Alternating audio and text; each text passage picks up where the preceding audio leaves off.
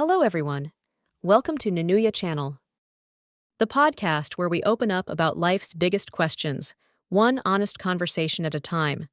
I'm Nino. And I'm Joy. Today we're diving into a topic that many people experience, but not everyone understands. Brain fog. What is it? Why does it happen? And most importantly, how can we clear it? Brain fog can feel like your mind is full of cotton. You forget words, lose your train of thought, and it can be tough to focus on anything. It's not a medical condition on its own, but it's a symptom of something deeper going on. It can feel like you're trying to think through a haze. Right? And it can stem from so many sources: lack of sleep, stress, poor diet, hormonal changes, even certain medications.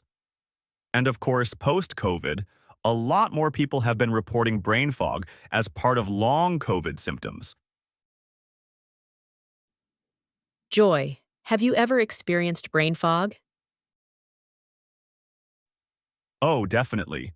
I think the worst was during a particularly stressful work month when I wasn't sleeping well. I could barely concentrate. I felt like I was functioning at half speed. And the most frustrating part? It made me feel less capable, even though I knew why it was happening. Yay, and that can really affect your confidence. It's not just annoying, it can be emotionally draining. You start doubting yourself, even your memory. But understanding what's causing it can be empowering. That awareness is the first step to healing. Let's break down a few common causes of brain fog. Lack of sleep. This one's huge. Our brains clean themselves during sleep. There's even research showing that during deep sleep, your brain flushes out toxins that build up throughout the day. So if we're not getting enough rest, it's like skipping a rinse cycle. Stress and anxiety. Chronic stress floods our body with cortisol, the stress hormone.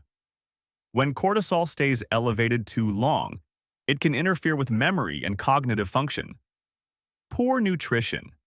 Deficiencies in key vitamins like B12, iron, or omega-3s can lead to mental fatigue. Too much sugar and processed food can also slow us down. Digital overload. Constant screen time and multitasking can exhaust our mental bandwidth. Our brains weren't designed to process so much information at once. Medical conditions, thyroid disorders, depression, menopause, autoimmune conditions, and long COVID can all trigger brain fog. It's important to talk to a healthcare provider if symptoms persist. Let's also talk about some lesser-known factors.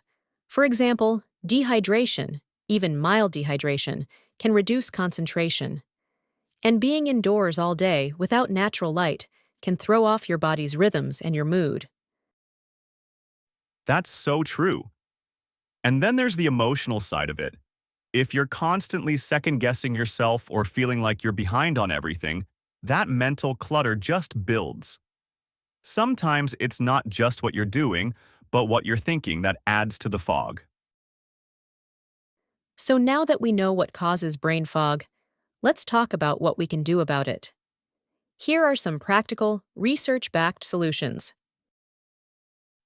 First up, sleep hygiene.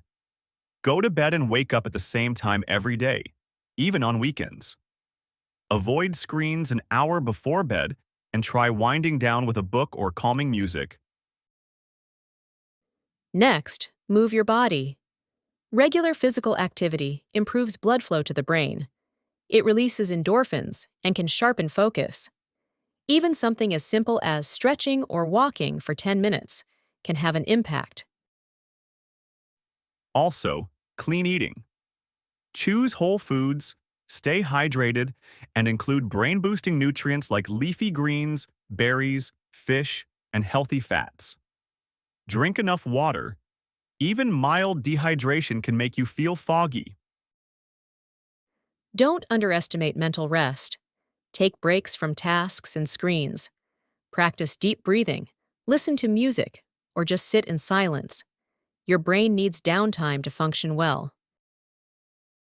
Try journaling or brain dumps.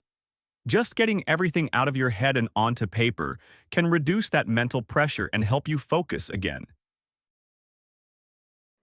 Another great tool? Meditation and mindfulness. Even just 5 minutes of mindful breathing a day can train your brain to stay present and less reactive to stress. And finally, be kind to yourself. Brain fog doesn't mean you're failing. It means your brain is asking for help. Instead of pushing harder, take a step back and reflect on what your body needs. Let's hear from a listener. Tamara wrote in and said, I used to beat myself up for forgetting simple things. But now, when I feel foggy, I take it as a cue to slow down and check in with myself. It's made a big difference. We also heard from Rafi, who said he started journaling during his lunch breaks when he noticed his brain fog was worse in the afternoon. Just getting his thoughts out helped him refocus for the rest of the day. And Alex messaged us saying, taking up mindful breathing and making sure I get sunlight first thing in the morning really helped. I also stopped drinking caffeine after 1 p.m., and that alone improved my sleep and clarity. We even had a great comment from Priya, who said she sets a timer every hour to stand, stretch, and do 1 minute of mindful breathing. She swears it's changed her afternoons entirely. That's such a great tip. And here's another idea that's gaining traction. Nature therapy. Simply spending time in a park or garden, what researchers call green time, can significantly improve cognitive performance and reduce mental fatigue. Also, limit multitasking. Try monotasking, doing one thing at a time. It helps train your focus and makes your brain feel less overwhelmed. If you're working from home or spending hours in meetings, consider a tech detox day once a week. Step away from the screens. Let your brain reset. You could also consider using a brain training app or puzzle games that help you practice memory, logic, and focus in small doses. Just don't overdo it. And keep in mind the power of connection. Talking with someone you trust, even for a few minutes, can reset your perspective and lift that fog. We got a heartfelt story from another listener who wanted to share their experience with brain fog. They wrote, I had a very costly bout of brain fog 4 to 5 years ago. My mom had just died, and I was stressed. I wanted to buy a home, but was going to move in with my girlfriend temporarily. I stayed at my girlfriend's, 25 miles from home at the weekends. Before I moved in, I saw a house for sale on the internet. I sent the details to my girlfriend, asking what she thought of it. She said she liked it and asked if I wanted to arrange a viewing. Looking back at my email now and knowing what I am like, I think I then had a bit of a panic and asked myself some questions.